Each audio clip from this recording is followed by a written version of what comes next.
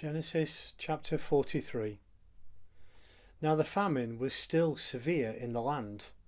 So when they had eaten all the grain they had brought from Egypt, their father said to them, "Go back and buy us a little more food." But Judah said to him, "The man warned us solemnly, 'You will not see my face again unless your brother is with you.' If you will send our brother along with us, we will go down and buy food for you. But if you will not send him, we will not go down, because the man said to us, 'You will not see my face again unless your brother is with you.'" Israel asked, "Why did you bring this trouble on me by telling the man you had another brother?" They replied, "The man questioned us closely about ourselves and our family. Is your father still living?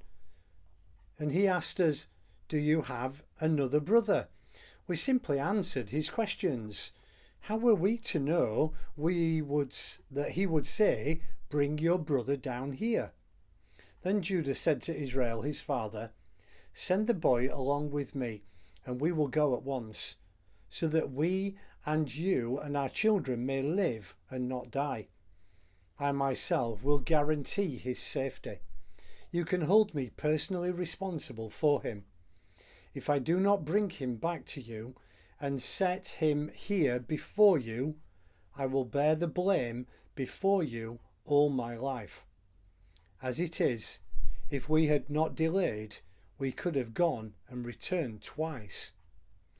Then their father Israel said to them, "If it must be, then do this. Put some of the best products of the land in your bags and take them down to the man as a gift. A little balm and a little honey, some spices and myrrh, some pistachio nuts and almonds.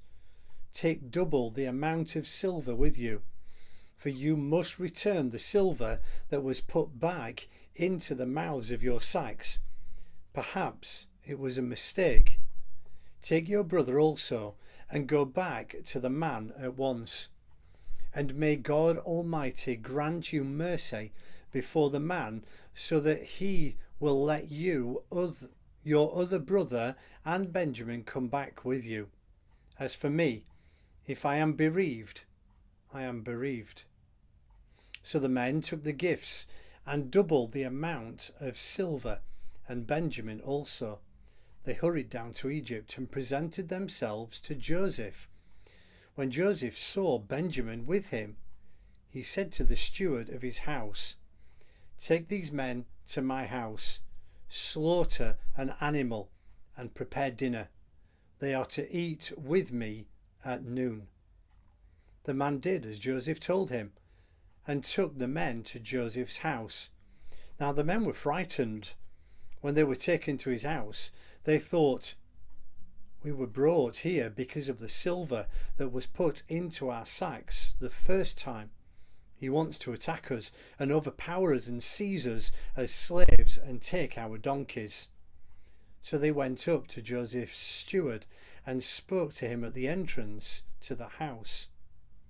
"Please, sir," they said, "we came here the first time to buy food.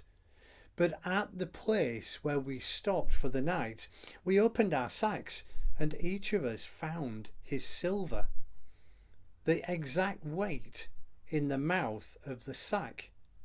So we brought it back with us. We have also brought additional silver with us to buy food. We don't know who put our silver in our sacks."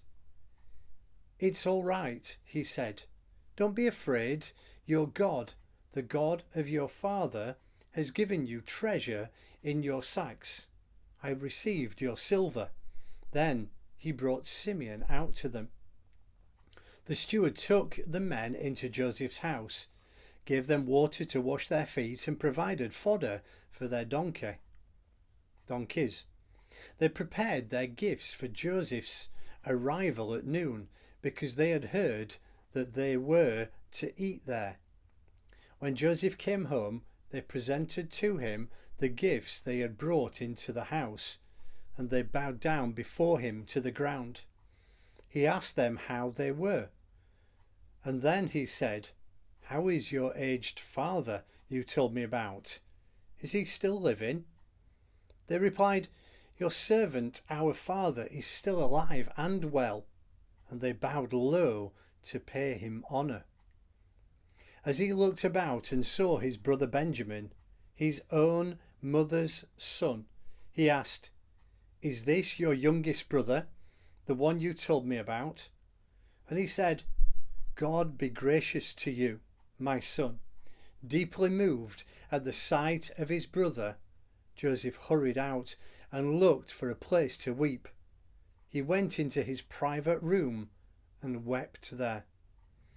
After he had washed his face, he came out and, controlling himself, said, "Serve the food." They served him by himself, the brothers by themselves, and the Egyptians who ate with him by themselves, because Egyptians cannot eat with Hebrews, for that is detestable to Egyptians. The men had been seated before him in the order of their ages, from the firstborn to the youngest, and they looked at each other in astonishment. When portions were served to them from Joseph's table, Benjamin's portion was 5 times as much as anyone else's. So they feasted and drank freely with him.